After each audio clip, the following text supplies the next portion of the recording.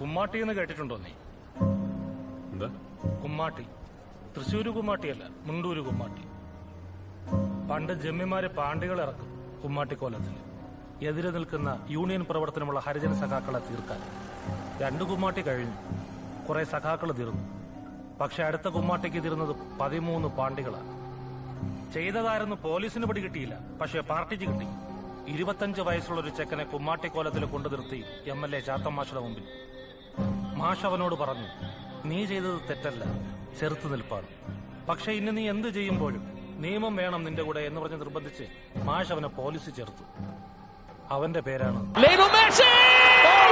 കണ്ടറിയണം കോശി, നിനക്കെന്താ സംഭവിക്കാതെ. Thiago, Messi, Messi.